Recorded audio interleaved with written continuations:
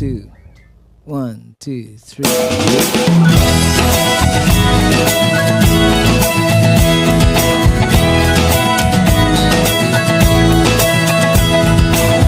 Ako'y isang mabuting Pilipino. Minamahal ko ang bayan ko. Tinutupad ko ang aking mga tungkulin. Sinusunod ko ang kanyang mga lituntunin. Tumatawid ako sa tamang tawiran. Sumasakay ako sa tamang sakayan. Pumipila at di nakikipag-unahan. At di ako masiga-siga sa lansangan. Bababa't nagsasakay ako sa tamang sakayan. Di nakahambalang parang walang pakialam. Pinagbibigyan kong mga tumatawid sa kalsada. Humihinto ako pag ang ilaw ay pula. Pagkat ako'y isang mabuting Pilipino. Minamahal ko ang bayan ko. Tinutupad ko ang aking mga tungkulin. Sinusunod ko ang kanyang mga lituntunin.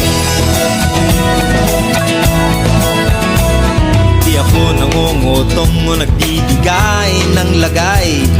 Tiket lamang ang tinatanggap kong binibigay. Ako ay nakatayo doon mismo sa kanto at di nagtatago sa ilalim ng puno. Di ako nagkakalat ng basura sa lansangan.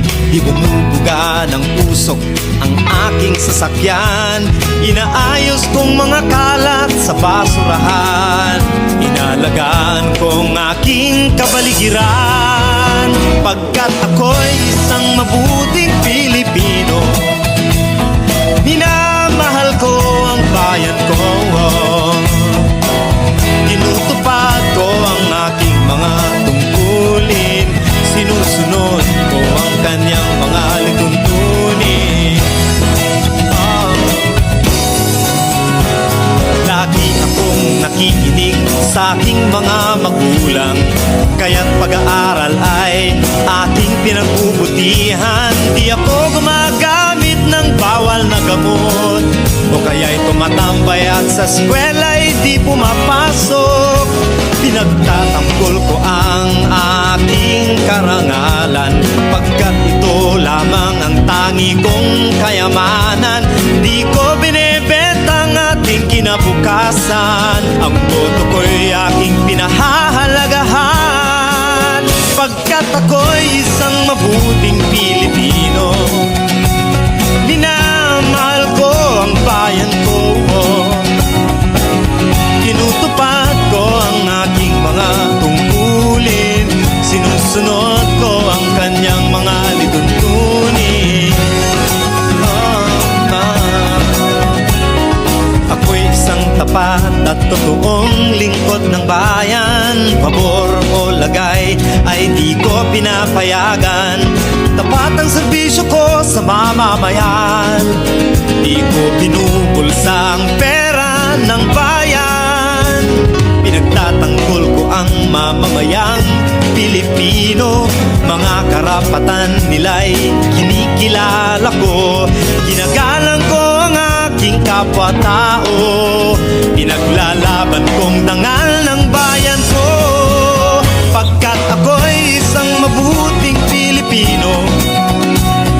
Minamahal ko ang bayan ko.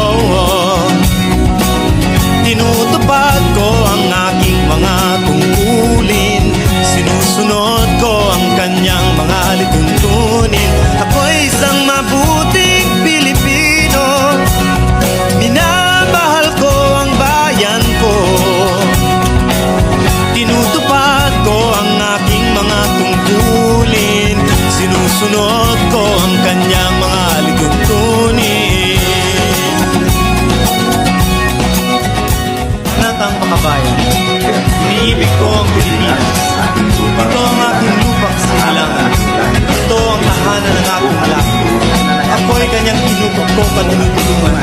upang maging malakas, maligaya at kapakipakinabang. Bilang ganti, diringgin ko ang payo ng aking mga magulang. Susundin ko ang mga tungkulin ng aking paaralan. Tutuparin ko ang mga tungkulin ng isang mamamayang makabayan.